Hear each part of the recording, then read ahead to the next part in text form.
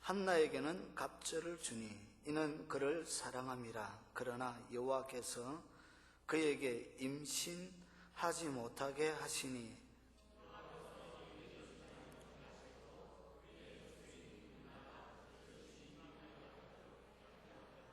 매년 한나가 여호와의 집에 올라갈 때마다 남편이 그같이 하며 버닛나가 그를 격분시키므로 그가 울고 먹지 아니하니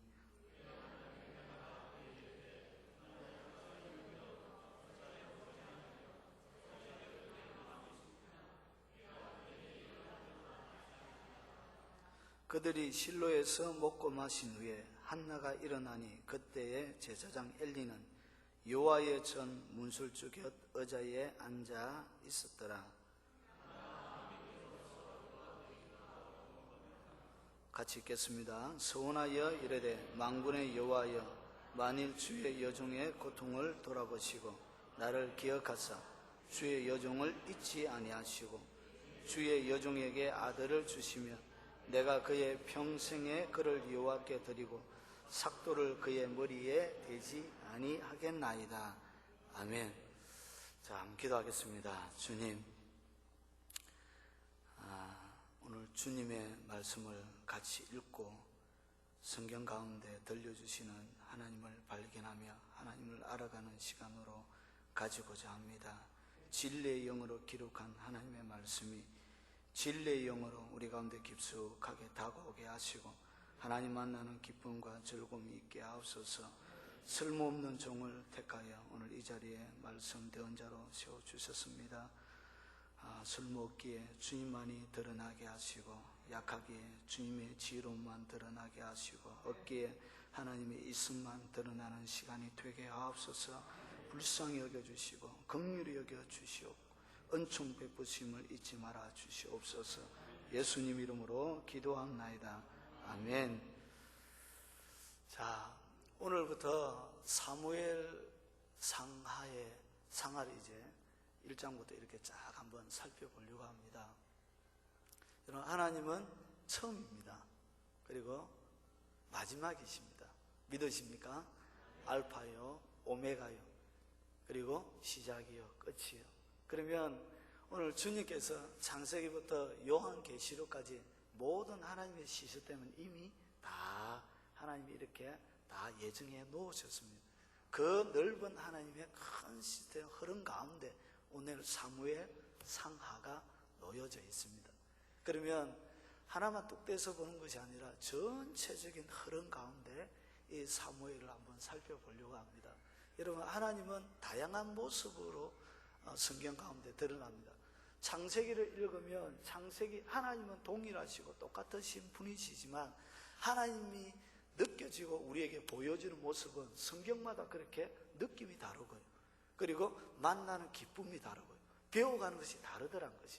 그래서 창세기에 하나님은 동일하시지만 그 가운데 보여주시는 하나님의 모습은 창세기의 모습이 다르고 시편의 모습이 다르고 사무엘 상하의 모습이 다르고 역사서 선지서의 모습이 다르고 신약 복음서의 모습이 다르고 서신서의 모습이 각각 서신서마다 이 하나님의 모습이 다양하게 그렇게 동일하게 그렇게 드러나지 않습니다. 그러면 여러 하나님의 모습들 가운데 사무엘 상에서 보여주시는 그 하나님의 모습, 그렇게 마치 우리가 등산을 하는 것처럼 이제 등산 입구에 이렇게 와 있습니다. 그래서 등선 여러 가지 봉우리를 올라갔다가 내려갔다가 올라갔다가 내려갔다가 이런 작업들을 그렇게 해가게 될 것입니다. 그래서 전체 산을 배워가는 것처럼 그렇게 하나님을 한번 알아가는 그런 시간들로 가지고자 합니다. 여러분, 성경을 바라볼 때 이것은 조금 신학적이고 조금 딱딱할 수 있습니다. 그러나 오늘 기초를 놓아야 되니까요, 제가 야무지게 기초를 한번 놓아보겠습니다. 이것은 기록해 두시면 여러분이 일생에 도움이 될 것입니다. 여러분, 성경을 이렇게 바라보는 데는 관점이 있어야 돼요. 관점.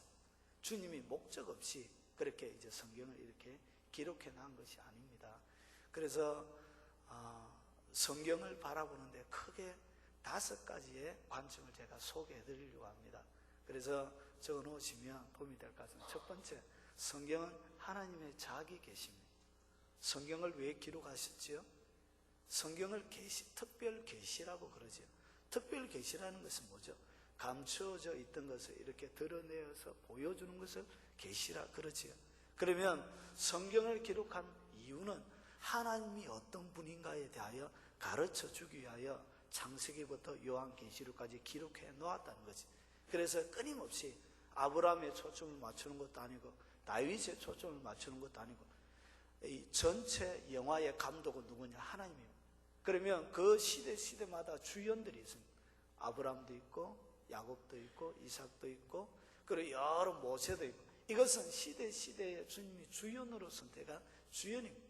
그런데 이 주연이 중요한 것이 아니라 주연은 누구의 의지를 담아내죠? 영화 감독되는 감독의 뜻을 이렇게 담아내는 것처럼 하나님은 전체 감독입니다.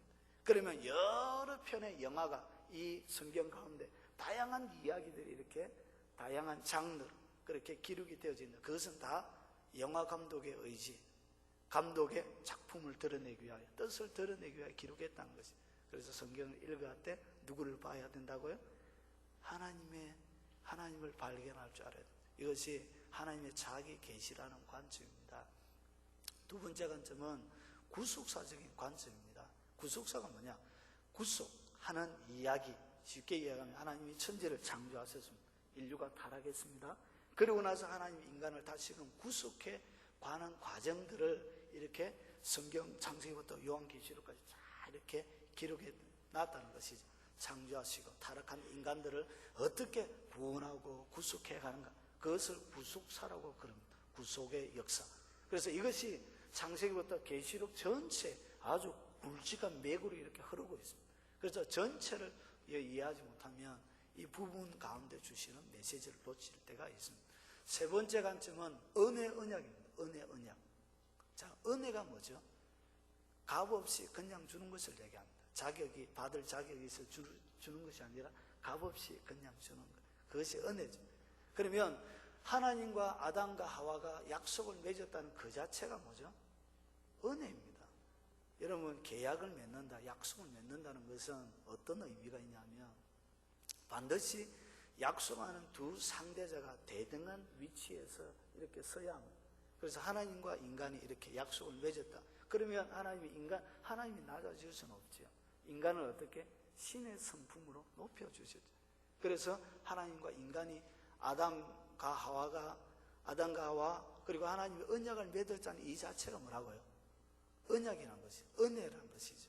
그래서 하나님이 아담과 하와에게 약속을 맺고 이 약속이, 언약이 깨어지죠. 그리고 나서 다시금 하나님이 언약을 어떻게 회복시켜 가는 것인가를 예수 그리스도를 통하여, 그리고 수많은 하나님의 선택된 사람들을 통하여 언약을 끊임없이 회복시켜가는 과정들을 성경이 그렇게 기록이 되어져 있습니다. 그래서 모세를 통하여 하는 주 일이 뭐죠? 십계명 주고, 그리고 약속 잘 지키고, 결국은 하나님께서 주셨던 언약을 세우고 그 언약을 지킴에 따라 복을 받고 저주를 받고, 이런 일들이 광야 계속 돌아가는 모든 이야기들이 그렇습니다. 사무엘상, 열왕기상가 나올 때 왕들이 왜 흥하고 패하죠? 언약을 얼마나 잘 지키지 않는. 그래서 인간은 끊임없이 언약을 배신했지만 하나님은 언약을 계속적으로 세워가는 과정들을 창세기부터 계시록까지 쫙 기록해놨습니다. 여기까지 이해가 되시죠? 자, 하나의 관점 뭐냐면 하나님 나라의 관점으로 또 창세기부터 볼 수가 있습니다. 이것은 뭐냐면 하나님이 에덴 우주 천지 모든 만물을 만드셨습니다. 이것이 다 뭐라고요? 하나님의 나라입니다. 하나님 나라가 성립돼서 영토, 국민, 주권이 필요하고, 영토는 우주 모든 만물, 국민은 누구죠? 천지 만물과 아담과 하와, 그리고 주권은 하나님께. 나라가 성립되기 위해서는 뭐가 필요하죠? 법이 있어야 돼요. 선악과 법. 그런데 이것이 어떻게 되죠?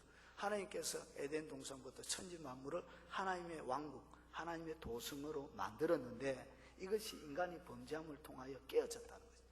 그래서 하나님의 나라를 끊임없이 세워가는 과정들이 창세기부터 계시록 끝까지 가서 결국은 하나님의 도성이 새 예루살렘 내려옴으로 끝이 난 거죠. 그리고 예수님께서 오셔서 하는 것이 뭐죠? 회개하라. 천국이 가까웠다. 하나님의 나라가 가까웠다. 무너졌던, 에덴 동산에서 무너졌던 하나님의 나라를 세워가는 그런 과정들을 창세기부터 계시록까지 쫙 기록이 되어져 있습니다. 자, 여기까지 되시죠? 하나는 영적 전쟁의 관점입니다. 담임 목사님 한번 이런 말씀을 하세요. 천상의 회의. 욥 기술을 바라보면 욥이 이 땅 가운데 일어나는 모든 일들 가운데 또 뭐가 있죠? 천상의 회의가 있죠. 영적인 세계. 그래서 하나님이 천지를 만드실 때 물질계 만들기 전에 영적인 세계를 먼저 만드셨습니다. 영적인 세계에 일어나는 일들이 이 땅 가운데 물질계에 일어나죠. 그런데 이것이 어떻게 되어지죠? 뒤틀려 버리죠.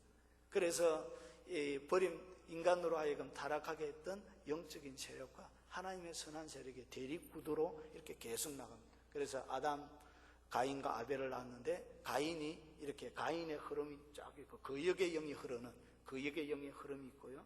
그리고 하나는 아벨이 죽고 나서 셋의 계통에서 하나님을 경외하는 이런 두 개의 흐름이 계속적으로 인류 역사상 전체를 이렇게 막 흘러갑니다. 그래서 이 가인의 족속들을 통하여 뭘 만들죠? 도시 문화를 만들죠. 그래서 도시 문화를 통하여 하나님 나라와 대치되는 다른 왕국을 이렇게 건설해가지고, 그러면서 이 두 개의 대립구도, 영적인 대립구도가 창세기부터 계시록 끝까지 이렇게 나옵니다. 이렇게 성경을 바라볼 때는 전체적인 구도, 눈이 있어야 합니다. 그냥 무턱대고 한 부분 떡 빼가지고 오늘 되는데 이렇게 해서 해석하는 것이 아니고 전체적인 흐름과 그리고 전체적인 룰 가운데 큰 틀 가운데 성경을 바라보아야 되고요. 그 위에 이렇게 하나의 부분들을 놓아야 된다는 것이. 그러면 오늘 제가 말씀드리려고 하는 것은 하나님의 나라의 관점에서 한번 보자는 것이죠. 자, 그러면 이스라엘 백성들이 출애굽을 해서 이제 가나안에 들어가기 전에 신명기 때 모세가 뭐라고 얘기하냐면 신명기 17장 14절을 한번 보십시오. 자, 정신 바짝 차리셔야 합니다. 자, 신명기 17장 14절.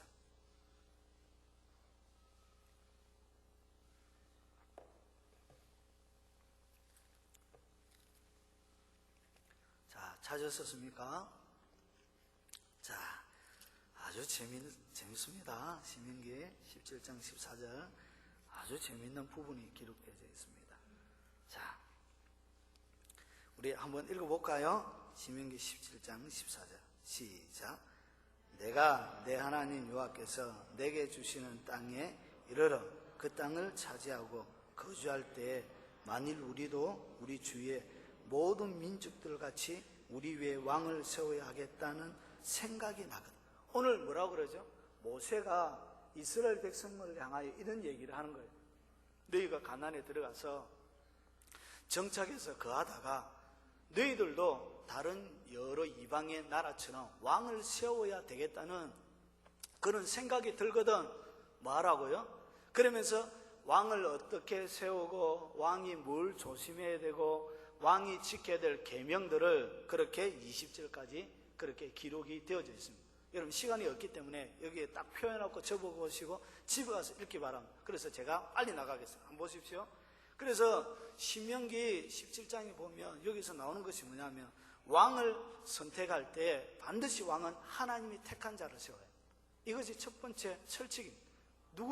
누가 택한 자? 하나님이 택한 자입니다. 그리고 같은 민족 중에 선택해야 합니다. 그리고 세 번째로 마병을 많이 두면 안 됩니다. 마병을. 그리고 아내를 많이 두지 말고요. 그리고 은검을 많이 두지 말래요. 그러면서 꼭 지켜야 될 계명을 얘기하는 그것이 뭐냐면 율법책을 등사해서 늘 옆에 두고 읽고 그리고 율법을 철저하게 지키고 그리고 하나님을 경외하는 법을 배우라. 그리할 때 두 가지 복을 줍니다. 교만하지 않고 그리고 그의 나라가 영구히 장성하겠다. 이런 복을 주셨습니다. 그러면 보십시오. 오늘 사무엘 상하에 등장하면서 사무엘은 뭘 얘기하는 것이죠? 결국은 사무엘이 와서 하는 제일 큰 일은 뭐 회개시키고 이런 게 아닙니다. 누굴로 하는 것이죠? 첫째 왕의 사울에게 기름을 붓고 다윗에게 기름을 부어서 다윗을 뭘 세우는 것이죠? 왕을 세우는 것입니다. 결국은 하나님의 에덴 동산에 잃어버렸던 이 하나님의 왕국이 인간의 죄를 통하여 이렇게 무너졌습니다. 그리고 하나님 나라의 기능들을 상실했습니다. 그러면서 긴 역사가 이스라엘 모세를 통하여 출애굽하고 그리고 사사시대 400년을 이렇게 가나안에 들어와서 정착했으면서 지내갑니다. 그러면서 400년이 지나는 동안 12명의 사사를 거치면서 유대 이스라엘 백성들의 마음속에 뭐가 들었냐? 모세를 통하여 주었던 너희 중에 이방인 가나안에 들어가서 이방인들처럼 왕이 세워야 되는 생각이 들거든 그때 왕을 세우라고 주님이 이미 예견해 놨습니다. 그러면서 이 하나님의 타이밍이 어떻게 되어지냐? 이스라엘 백성들이 왕을 세워야 되겠다는 생각이 들 때가 뭐라고요? 그게 하나님의 타이밍이란 것입니다. 그런데 이 하나님의 타이밍이 어떻게 되어지냐? 사무엘상 8장 5절을 보십시오. 자, 사무엘상 8장 5절.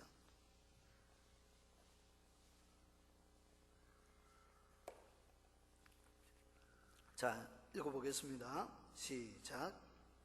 그에게 이르되 보소서 당신은 늙고 당신의 아들들은 당신의 행위를 따르지 아니하니 모든 나라와 같이 우리에게 왕을 세워 우리를 다스리게 하소서 한지라. 우리에게 왕을 주어 우리를 다스리게 하라 했을 때 사무엘은 그것을 기뻐하지 아니하여 여호와께 기도합니다. 이미 하나님의 심중에는 뭐가 있었지요? 왕을 세우는 이야기. 왕을 세우는 것은 하나님의 큰 플랜, 계획 가운데 이미 가지고 있었던 것입니다. 그리고 이 다윗의 왕족, 이 다윗의 나라가 결국은 예수 그리스도의 나라를 가장 선명하고 명확하게 드러내는 하나의 샘플이 되어집니다. 그러면서 다윗의 왕국이 어떻게 만들어져 가는 과정들이 하나님의 왕국을 만들어가는 과정들과 굉장히 흡사하고 거기에는 많은 영적인 하나님께서 감춰놓으신 비밀 코드가 굉장히 많이 있습니다. 그래서 제가 그런 것들을 한번 살펴보려고 합니다. 그런데 보십시오. 오늘 이 다윗을 통하여 왕이 세워지는 이야기가 결국은 사무엘 상의 이야기입니다. 그렇죠. 제가 또 말을 실수할까봐. 그래서 이 사무엘 상은 크게 세 부분으로 나눠집니다. 사무엘의 이야기, 그리고 사울의 이야기, 그리고 다윗의 이야기. 사무엘 하는 다 다윗의 이야기입니다. 이렇게 구성이 되어 있습니다. 됐죠? 자, 그러면 오늘 하나님께서 위대한 하나님의 왕국, 예수 그리스도의 왕국을 보여주는 가장 명확하고 가장 탁월한 하나님의 나라를 보여주는 샘플, 그리고 안내서, 그것이 다윗의 왕조인데, 다윗의 왕국인데, 그러면 하나님의 이 위대한 역사상에 가장 멋들어진 이 하나님의 왕국, 천국의 모형을 이렇게 건설해 나가는데 그 시작은 그렇게 볼품없이 시작하고 있습니다. 오늘 1절에 보면 이렇게 시작합니다. 에브라임 산지 라마 다소빔에 에브라임 사람 엘가냐라는 사람이 있었으니 그는 여로함의 아들이요 엘리위의 손자요 도위의 정손이요 수베의 형손이라. 오늘 엘가냐가 어떤 사람인가에 대하여 오늘 설명하고 있습니다. 오늘 에브라임 산지, 산골짜기죠. 골짜기에 아주 산골에 살고 있는 한 가정의 이야기부터 하나님의 위대한 역사가, 보세요, 위대한 하나님 나라의 서막이 이렇게 막 올라가고 있습니다. 위대한 왕국이나 그리고 탁월한 그 시대에 다스리고 있는 이렇게 사사들이 있는 그런 어떤 그런 지역이나 실로나 그런 데서 하나님의 위대한 일들이 진행되어지는 것이 아니라 저 산골짜기 에브라임 산지 라마 다소빔, 별로 이름 없는, 그런데 이 라마 다소빔이라는 이 지도상에도 이름도 이렇게 잘, 이름 교회에서 책을 찾으면 이렇게 이름도 표기가 잘 안 되어져 있는 그런 지역입니다. 그러면 그렇게 이름 있는 아주 탁월한 그런 볼품 있는 지역이 아니란 것이죠. 우리 김진철 목사님도 산골에서 자랐다고 그러는데 그런 아주 외진 그런 산골이었던 것 같습니다. 거기에 누구를 얘기하죠? 한 사람, 에브라임 사람이래요. 에브라임 사람. 그런데 에브라임 사람, 에브라임 족속은 아닌 것 같습니다. 에브라임 지역에 살고 있기 때문에 그가 에브라임 사람이라고 불리고 있지만 그들의 조상을 이렇게 추적해 보면 조상이 누구죠? 레위 자손이죠. 여러분, 레위 자손의 아들이 3명이 있죠. 게르손, 고핫, 그리고 머라리. 그런데 이 고핫의 아들이 4명이 있죠. 아므람, 이스알, 헤브론, 우시엘. 그런데 오늘 여기서 이 엘가냐는 누구냐면 레위의 둘째 아들 고앗의 둘째 아들 이스라엘의 그렇게 자손입니다. 레위 자손이죠. 그래서 이 가정에 어떤 일이 벌어졌냐, 보세요. 가정을 얘기하는데 좀 골치가 아픕니다. 왜 골치가 아프냐면 그에게는 누가 있었죠? 두 아내가 있었으니 좀 심상치 않은 분위기가 딱 느껴지시죠? 아내가 두 명이 있었다. 자, 그러면서 이야기는 계속 이어져 가고 있습니다. 한 사람의 이름은 한나요, 한 사람의 이름은 버닌나라. 버닌나에게는 자식이 있고 한나에게는 자식이 없었더라. 오늘 두 아내가 있는데 두 아내에 대하여 설명을 하면서 이렇게 이야기합니다. 두 아내의 이름이 누구죠? 한나죠. 하나는 버닌나죠. 그런데 오늘 순서상으로 보면은 누가 먼저 나오죠? 한나입니다. 그런데 오늘 요 성경을 자세히 보면 무엇을 알 수 있냐면 이 왜 보세요. 버닌나에게는 뭐가 있었죠? 자식이 있었고 한나에게는 자식이 없었더라. 그런데 오늘 원문에 제가 보니까 이 버닌나에게는 자식 단수가 아니고 복수로 되어 있습니다. 그래서 자식들이 있었더라. 이렇게 해야 옳습니다.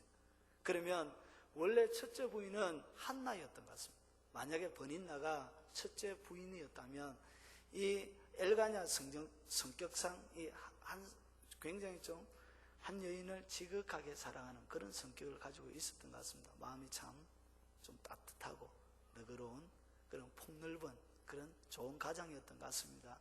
그런데 이 한나가 이 결혼을 했는데, 첫째 결혼을 했는데 어떤 일이 벌어졌죠? 한나에게는 자식이 없었던 거예요. 여러분, 이 한나의 이름의 뜻이 뭐냐면 풍성한 은혜, 가득 차 있는 은혜, 그리고 은총, 이런 뜻을 가지고 있습니다. 아마 한나가 태어났을 때 그의 부모님들이 아유, 내 사랑하는 딸, 풍성한 은혜, 가득 차 있는 은혜를 누리면서 살아라, 그렇게 하면서 이름을 지어 주었던 것 같습니다. 그러고 나서 일정한 결혼 연령기가 되어져서 엘가냐라는 사람에게 장가를 시집을 갔던 것 같습니다. 그리고 나서 결혼 생활이 지속이 되어졌는데 이 엘가냐가 한나를 굉장히 좋아했던 것 같습니다. 너무너무 좋아했던 것 같습니다. 버닌나가 많은 아들을 그에게 낳아주었음에도 불구하고 한나를 향한 이 엘가냐의 사랑은 멈추지 않았습니다. 그래서 이 한나가 굉장히 사랑받고 아주 귀하게 여김을 받았지만 한나에게는 큰 아픔을 주는 부분이 하나 있었는데 그것이 뭐죠? 자식을 낳지 못했습니다. 그래서 아마 이 엘가냐가 첩을 얻었던 것 같습니다. 그 첩이 누구죠? 버닌나입니다. 그래서 이 버닌나의 뜻이 산옥결 머리, 파파니아에서 나온 말인데 이 산옥결 머리를 가지고 있는, 아름다운 머리카락을 가지고 있는 여인, 그런 뜻을 가지고 있습니다. 그래서 굉장히 아름다운 한 여인을 첩으로 맞아 들였던 것 같습니다. 그리고 나서 그때부터 한나의 고통이 시작되어지기 시작했습니다. 견딜 수 없는 그런 고통이 시작되어졌습니다. 그래서 조금 지나니까 어떤 일이 벌어졌냐면 버닌나의 배가 불러오기 시작했습니다. 그리고 나서 아기를 낳았습니다. 그리고 또 시간이 좀 지나니까 또 버닌나의 배가 불러오기 시작하고 또 아기를 낳았습니다. 그러면서 엘가냐가 어떻게 했냐, 그의 매년마다 이 실로에 제사를 드리러 갔던 것 같습니다. 원래 유대인들은 3번을 올라가야 됩니다. 유월절과 무교절 연결되어 있는 첫 번째 절기, 그리고 오순절, 그리고 수장절, 3번의 절기를 올라가야 되는데 오늘 한 번 올라갔던 것 같습니다. 이 사사시대 자체가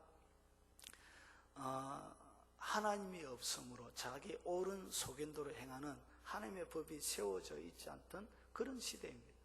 그래서 종교적으로 굉장히 타락기를 맞이한, 하나님의 법이 선명하게 세워지지 않은 종교적인 암흑기 같은 그런 시대가 바로 사사기였습니다. 이스라엘 백성들이 하나님의 은혜를 받으면 이스라엘 백성들이 타락합니다.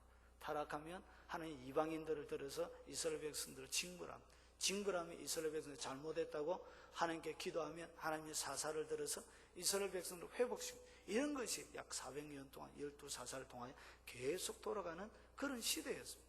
그래서 굉장히 하나님의 법이 세워져 있지 못하는 이 암흑기 가운데 그렇게 있었던 시기였습니다. 그런데 엘가냐가 한 번은 올라갔던 것 같습니다. 그래도 하나님의 법을 중요하게 여기고 그리고 사랑하고 그렇게 했던 것 같습니다. 그런데 이 올라갈 때 버닌나와 그 자식들에는 한 분깃을 주고 그리고 한나에게는 갑절에 이렇게 분깃을 이렇게 나누어 줬습니다. 그러면서 더 심하게 한나가 고통당하는 이야기 그리고 성전에 가서 기도하는 이야기 그런 이야기로 오늘 이야기가 그렇게 기록이 되어져 있습니다.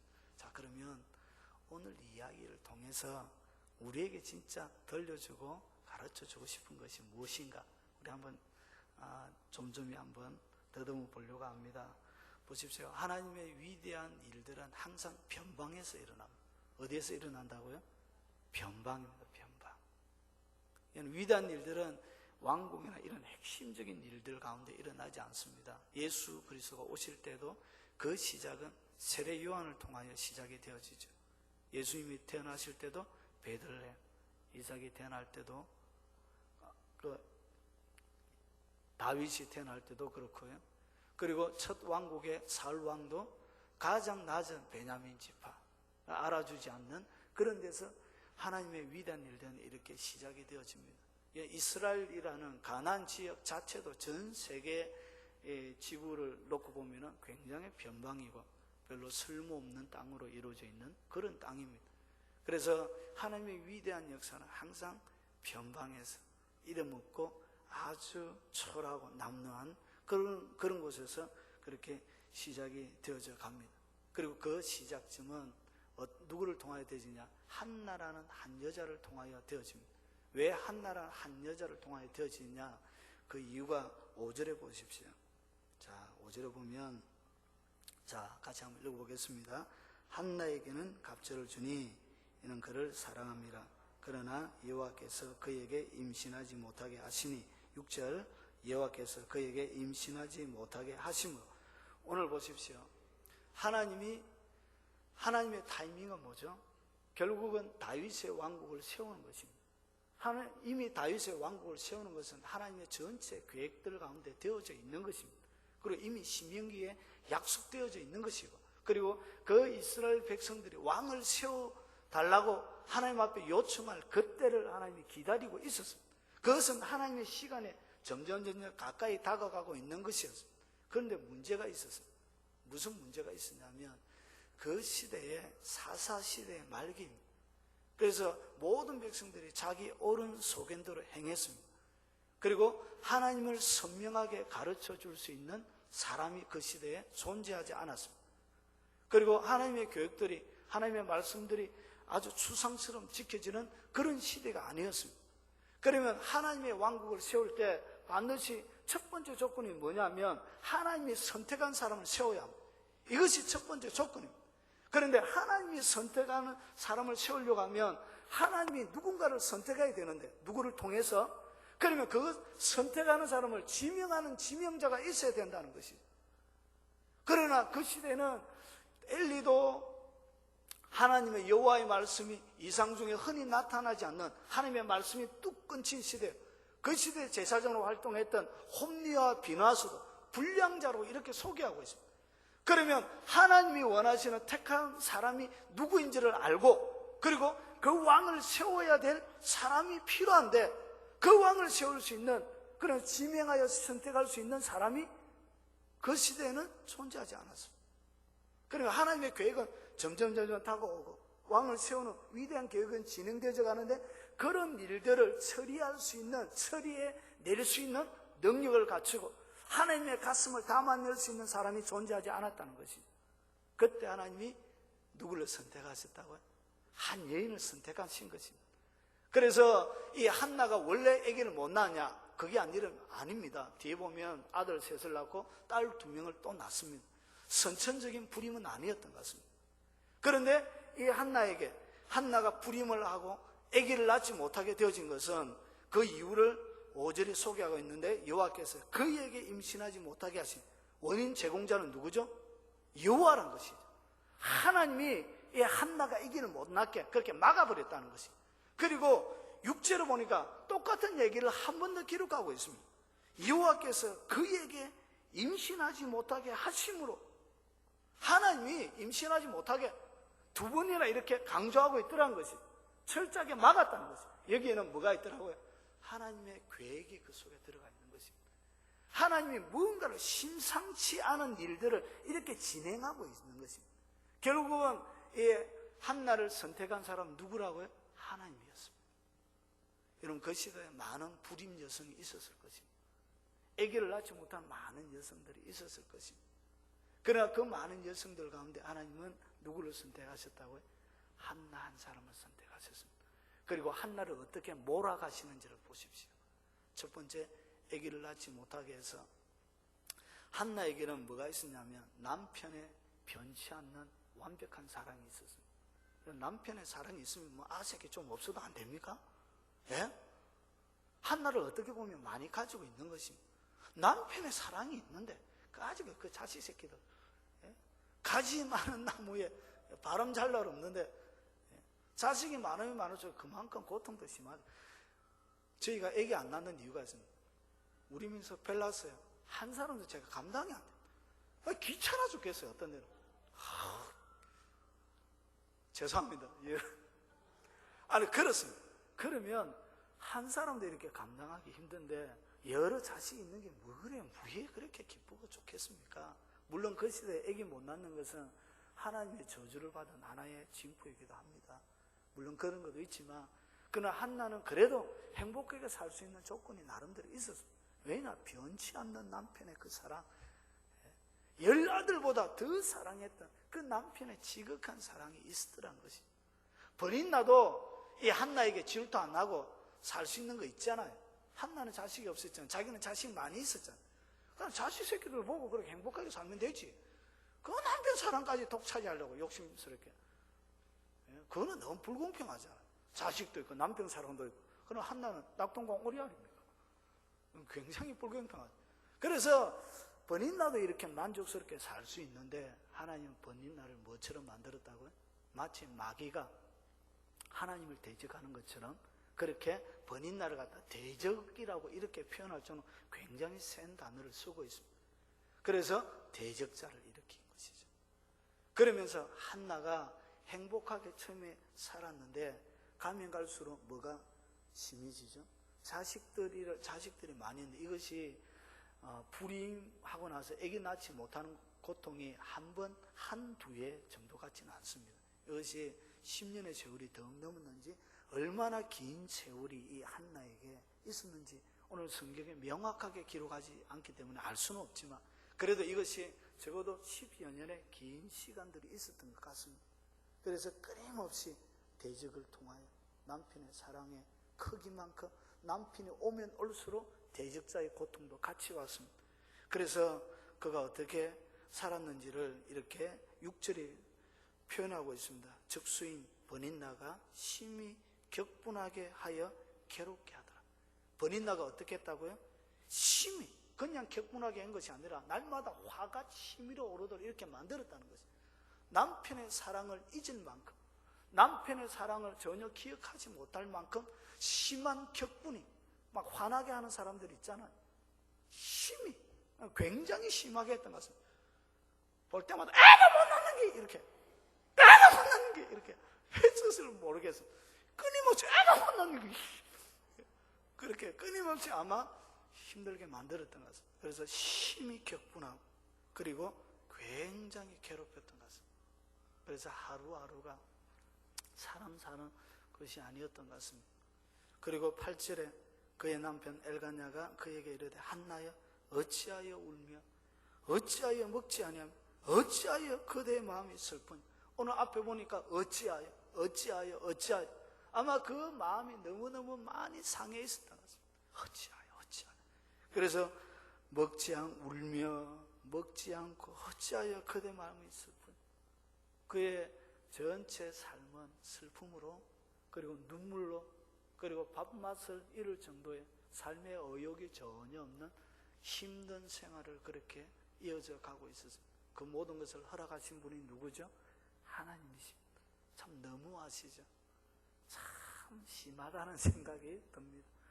그리고 나서 그가 이 심하게 고통당하는 것을 어디로 옮겨가는지를 잘 보라는 것이죠. 자, 그래서 9절을 보십시오. 그들이 실로에서 먹고 마신 후에 다른 번인나와 자식들은 맛있게 먹고 이렇게 하나님 앞에 화목제를 즐길 그때 한나는 어떻게 했냐? 이랬어서 그때 제사장 엘리는 여호와의 문술주 곁에 앉아있더라. 한나가 마음이 괴로워. 마음이 너무너무 괴로워서 여호와께 기도하고 통곡하고. 이것이 1년, 2년, 3년, 4년 성전에 올라갈 때만 기도했을까요? 아니겠죠. 그의 전체 삶이 처음에는 성전에 올라갈 때만 하다가 그리고 조금 고통이 심해질 때마다 기도의 횟수가 늘어나고 그리고 기도의 시간이 늘어나고 아픔이 늘어날 때마다 그 아픔에 비례해서 뭐가 늘어나죠? 기도의 시간이 점점 늘어나고 통곡의 시간도 늘고 그러면서 그의 모든 슬픔과 아픔을 어디에 갖다 부었죠? 하나님에게 이렇게 갖다 부었습니다.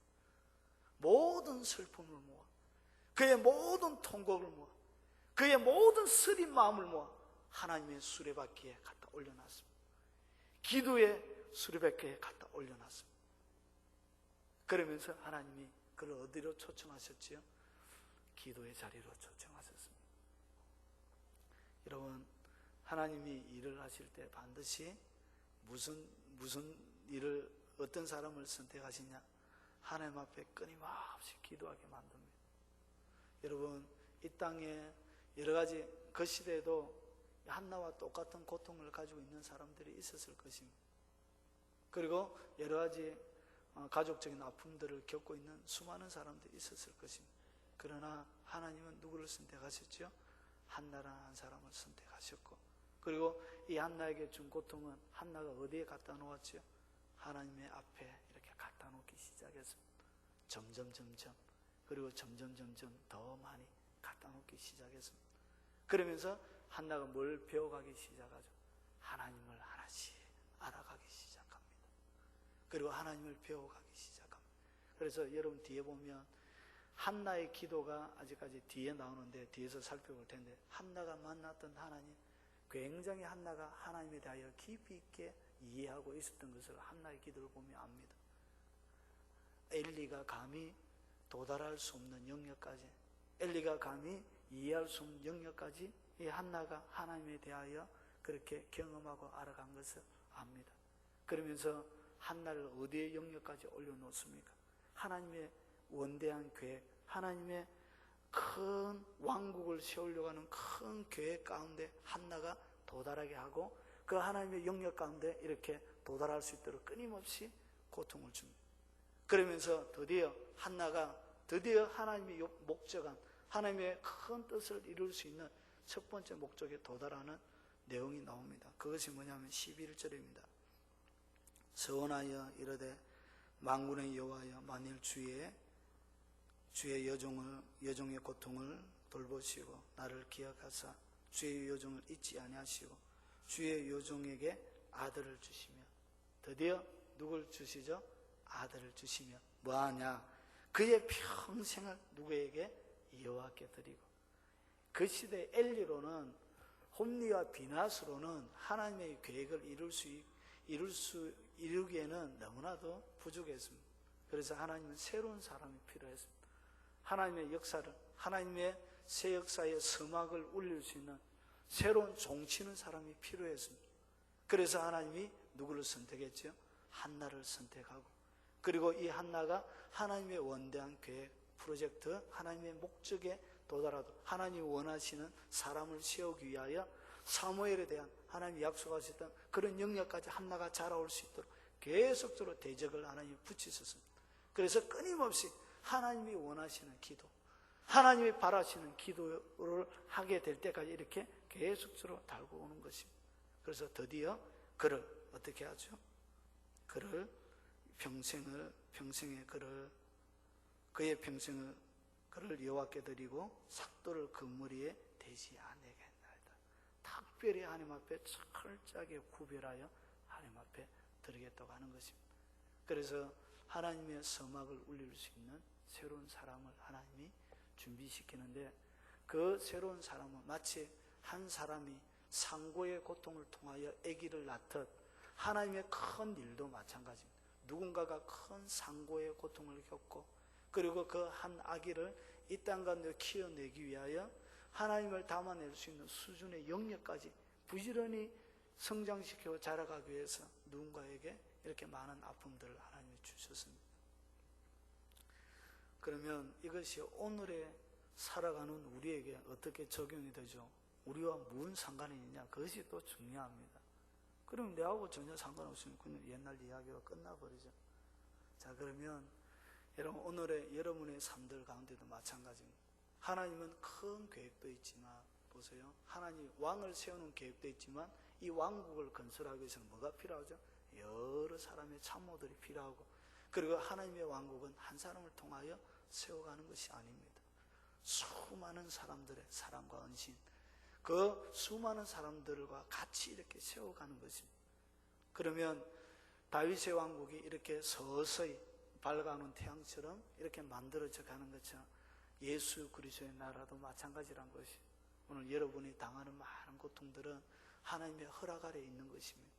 욥이 당하는 고통도 하나님의 허락 아래 있었던 것처럼 여러분이 오늘 당하고 수고하고 고통당하고 염려하는 많은 고통들도 결국은 어디에 있더라고요?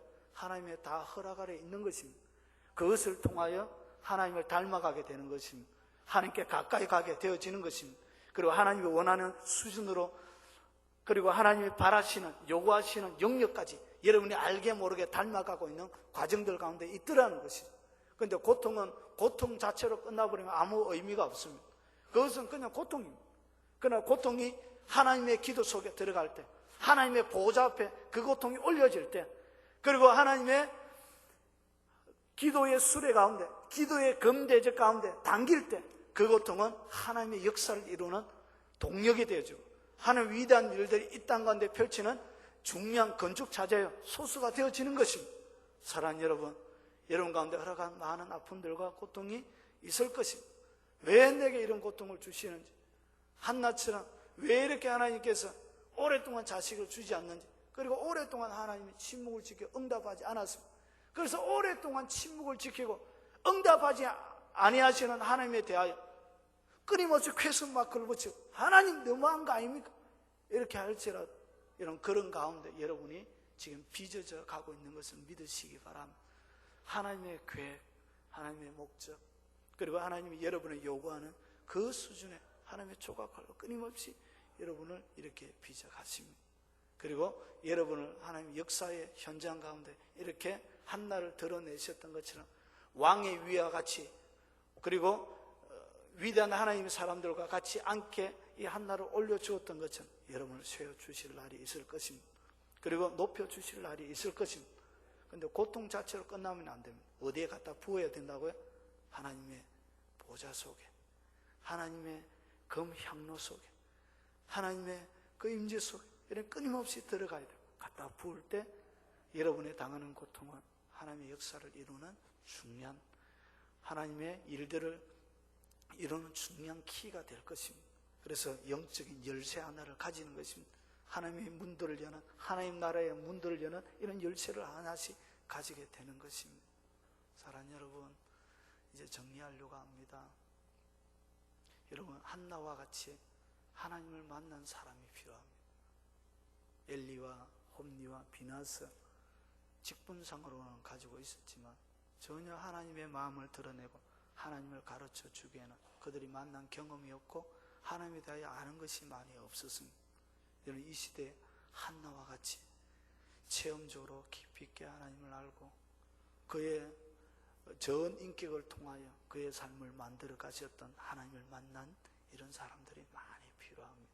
하나님의 역사를 움직여 갈 수 있는, 그리고 그 사람 밑에 사무엘이 엘리 밑에서 자라지만 실제적인 교육은 한나가 시키는 것이죠. 그래서 사무엘이라는 위대한 사람을 만들어낼 수 있는 그런 진정한 하나님의 교사, 이런 사람들이 필요합니다. 바로 그 사람 여러분들이 되시기 바랍니다. 예수 그리스도의 왕국에 밝아오는 그 왕국의 도래 앞에 여러분 그 하나의 문도 닫혀져 있는 여러 문들을 하나씩 열어가는, 여러분 앞에 있는 문은 여러분이 열어버린 그런 하나님의 사람들이 다 되시기를 주의 이름으로 축원합니다. 같이 한번 기도하겠습니다. 주님, 하나님의 거대한 왕국이 볼품없는 오랫동안 부림으로 고생하는 한 여인의 통곡 소리를 통하여, 그 여인의 아픔을 통하여, 그 여인의 눈물을 통하여, 그 여인의 슬픈 마음을 통하여 시작되고 있는 것을 보았습니다. 하나님, 우리의 통곡이 의미 있게 해주시옵소서. 우리의 아픔이 이 땅 가운데 의미 있게 해주시옵소서. 우리의 눈물도 의미 있게 해주시옵소서. 이 땅 가운데 당하는 많은 수고와 고통도 하나님 나라에 다 의미 있는 것이 되게 하옵소서. 그 속에 우리를 만들어 가시고 빚어가시는 하나님의 큰 손길을 바라보고 믿음으로 도전하고 믿음으로 나아가며 하나님 앞에 더 가까이 가게 하시고 하나님의 보좌 앞에 늘 서 있는 저희들이 되게 하옵소서. 힘내게 하시고 격려받게 하시고 화이팅하는 하나님의 사람들이 다 되게 하옵소서. 예수님 이름으로 기도합나이다. 아멘. 광고 말씀 하나 드리겠습니다. 우리 다음 주에 그러니까 6월 8일입니다. 월요일, 그리고 6월 9일 화요일입니다. 월요일 저녁 7시 반, 그리고 화요일은 오전 10시, 그리고 오후 2시, 그리고 저녁 7시 반. 우리가 박영수 목사님 1분 안에 전도하는 방법을 가르칩니다. 하여튼 가족 전체를 구원하고 태신자를 작정하고 하는 데는 제가 옆에 가서 직접 보았는데 탁월한 능력이 있습니다. 1분 안에 영접 기도를 시키고, 하여튼 그 분야에 대해서는 아주 차타가 공인하는 그런 사람입니다. 그리고 성령 치유, 치유의 능력도 강하신 분입니다. 그래서 다음 주 월요일, 화요일, 그리고 시간은 월요일은 저녁부터 하고요, 화요일은 오전, 오후, 저녁 10시, 2시, 7시 반 이렇게 있습니다. 그래서 주위에 우리 아프신 분들 많이 소개하셔서 와서서 치료함을 받을 수 있도록 여러분들 좀 안내해 주시고, 그리고 이런 기도로 준비하셔서 좀 좋은 전도자로 준비되어지고 실력을 갖춘 사람이 되어지고 영육간에 강건하게 되어지는 시간이 되었으면 좋겠습니다. 기도로 준비하셔야 됩니다. 걸어서 준비하십시오. 네, 우리 393장 찬양 드리신 이후에 축도를 마치겠습니다.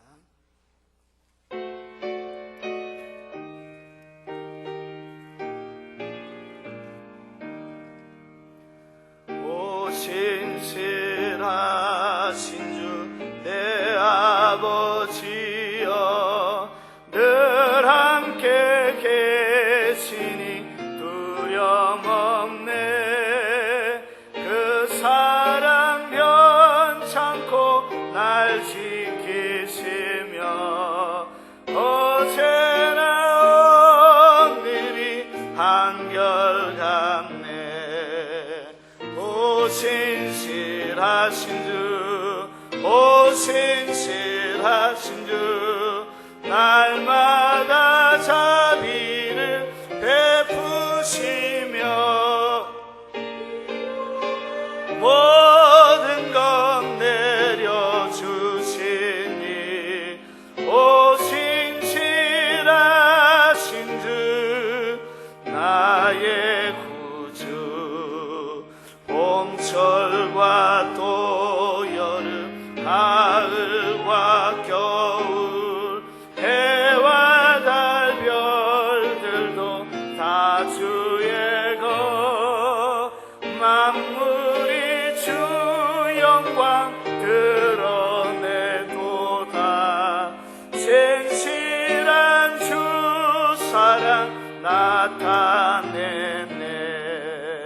오 신실하신 주, 오 신실하신 주, 날마다 자비를 베푸시며 일용할 모든 것 내려주시니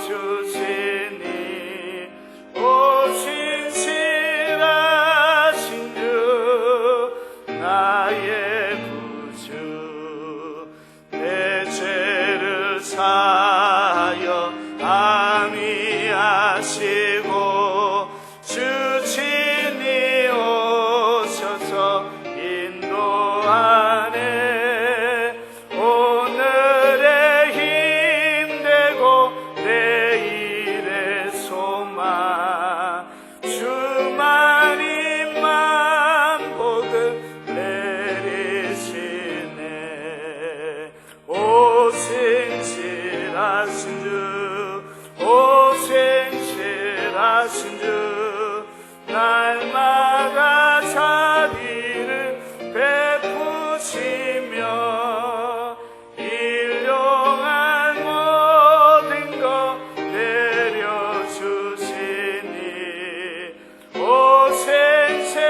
오생실하신 주, 나의 구주. 제가 광고를 하나 빠져묻습니다. 이번 토요일 날 우리 교사 체육대회가 있습니다. 교사 체육대회. 그래서 8시에 돼서 교회에서 출발합니다.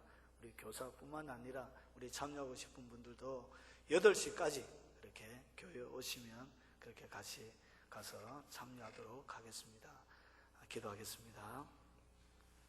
지금은 우리를 사랑하신 구주 예수 그리스도의 은혜와 자기 아들을 아끼지 아니하시고 하나님의 큰 계획 속에 그의 아들을 보내시어 하나님의 왕국을 이루가는 주춧돌로 저희들 삼으신 성부 하나님의 지극한 사랑과 성령님이 함께 하심으로 능력과 권세와 은혜와 인도와 평강을 주시어 거룩한 하나님의 나라를 일궈가는 열쇠를 주시어 그 열쇠로 이 땅에 하는 나라를 일궈 가시게 하실 성령의 역사하심이 이 자리에 참석한 우리 사랑하는 귀한 주의 백성들 머리 위에, 그들의 삶 위에, 우리 귀한 자녀들 머리 위에, 이 나라 민족 위에 지금부터 영원 무궁토록 함께 있을지어다. 아멘. 아버지